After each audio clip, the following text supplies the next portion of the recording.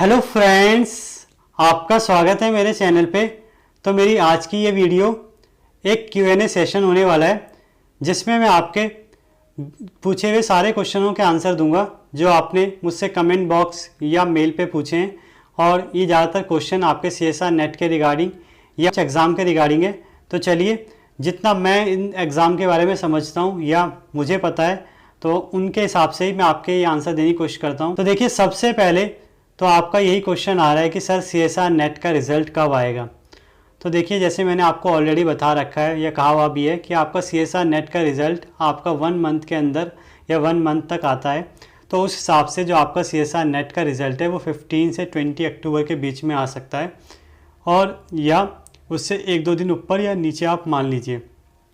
Second, आप answer की का पूछते हैं। तो देखिए, आंसर की के लिए रिस्पांस शीट पहले आना ज़रूरी है, और रिस्पांस शीट आपकी जब आ जाएगी तब आपकी आंसर की आएगी उसके 10 to 15 डेज़ या 1 वीक के बाद मान लीजिए, अगर उनको जल्दी करना हो तो। थर्ड, आप कट ऑफ के बारे में पूछते हैं। तो देखिए, कट ऑफ भी मैं ऑलरेडी बार बार आपको बता चुका हूँ, तो मैं आपको यही कहूँगा, कट ऑफ आप बार बार ना पूछें, क्योंकि जो मेरी एक्सपेक्टेड कट ऑफ है वो बार बार चेंज नहीं होगी, और जो आनी है वो भी आके ही रहेगी। तो आप इस चीज़ से कंफ्यूज ना रहें कि कोई वो बात कह दे जो आप सुनना चाहते हैं, या कि किसी ने अगर कुछ कह रखा है तो वही कंफर्म है, ऐसा कुछ भी नहीं है। तो कट ऑफ में आपको दोबारा एक्सपेक्टेड बता दूं, पर मैं ये कहूँगा फिर भी आप मेन रिज़ल्ट पे ही भरोसा रखें और कट ऑफ के पीछे ना भागें। तो जो कट ऑफ मैंने डिसाइड की है या मुझे लगती है वो 102 से 104 है।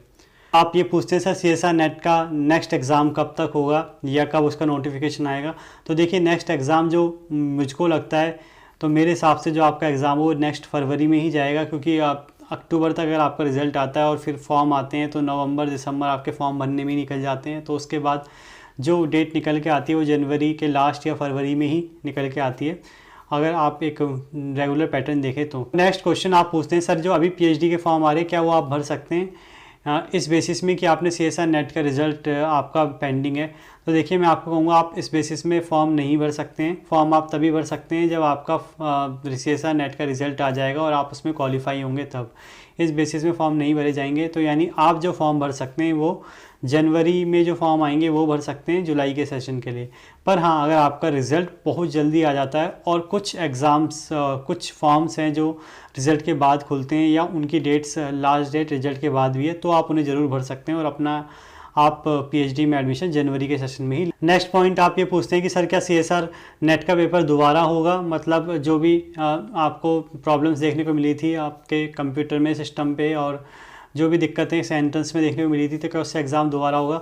तो देखिए, एग्ज़ाम कुछ भी दोबारा नहीं होगा। जो एग्ज़ाम दोबारा होना था या जो भी होना था वो हो चुका है। अब आपका एग्ज़ाम दोबारा नहीं होगा और आपका अब रिज़ल्ट ही आना है। तो आप इस चक्कर में मत रहें कि आपका कोई एग्ज़ाम दोबारा हो या आपके एग्ज़ाम के कैंसिल होने। नेक्स्ट है, कुछ बच्चे पूछ रहे थे कि क्या CSR नेट की फेलोशिप बढ़ चुकी है। तो देखिए, फेलोशिप नहीं बढ़ी है, HRA आपका बढ़ा है, और HRA ऑल इंडिया में भी बढ़ा है सेंट्रल गवर्नमेंट का। और जो HRA आपका बढ़ा है वो 24 से 27% हो गया। अगर आप कैटेगरी A की सिटी में रहते हैं तो वही HRA अगर लगाएं हम PhD स्कॉलर के लगेगा तो ये आपको दिखेगा कि फेलोशिप इंक्रीज़ हो गई है। पर वो फेलोशिप नहीं हुआ, HRA इंक्रीज़ हुआ है, और ये भी सिर्फ उन्हीं को मिलेगा जिनको HRA मिलता है। नेक्स्ट आप पूछते हैं गेट की स्ट्रेटेजी बता दीजिए सर, जियो साइंटिस्ट की बता दीजिए, TFR की बता दीजिए। देखिए, तो गेट की स्ट्रेटेजी मैंने ऑलरेडी शेयर कर दी है। बाकी TFR और जियो साइंटिस्ट की स्ट्रेटेजी भी आपको जल्दी ही इस चैनल में देखने को मिल जाएगी, और ये इसी वीक के अंदर आपके। नेक्स्ट आप पूछते हैं क्या इस बार नंबर ऑफ़ सीट्स बढ़ी थी CSR नेट केमिकल साइंस में। तो देखिए, फॉर्म में जब भी, तो देखिए यहाँ पे मैं कहना चाहूँगा, जब भी नोटिफिकेशन आया था और जब भी फॉर्म आए थे, ऐसा कोई भी नोटिस नहीं आया कि आपके नंबर ऑफ़ सीट्स बढ़ी हों, और साथ में कभी भी ऐसा क्लियर नहीं कहा जाता या बताया जाता कि नंबर ऑफ़ सीट्स कितनी है। तो इसीलिए मैं ये कहूँगा, नंबर ऑफ़ सीट्स कितनी हैं और कितनी बड़ी है इसके लिए आप कुछ नहीं कह सकते, क्योंकि कभी भी क्लैरिफाई नहीं किया गया है। और बाकी नंबर ऑफ़ सीट्स बढ़ी तो नहीं है ये ज़रूर कह सकते हैं, क्योंकि ऐसा कोई भी नोटिस। नेक्स्ट है, आप कुछ बच्चे कंफ्यूज रहते हैं कि सर CSR नेट की प्रिपरेशन करें, जॉब की प्रिपरेशन करें। तो देखिए, इसके रिगार्डिंग मैंने एक ऑलरेडी वीडियो बना रखी है, उसे मैं डिस्क्रिप्शन बॉक्स में दे दूँगा, जिसमें आपको थोड़ा क्लियर हो जाएगा कि आपको जॉब पहले देखनी चाहिए या आप PhD पहले देखनी चाहिए या नेट का पेपर पहले देखना चाहिए।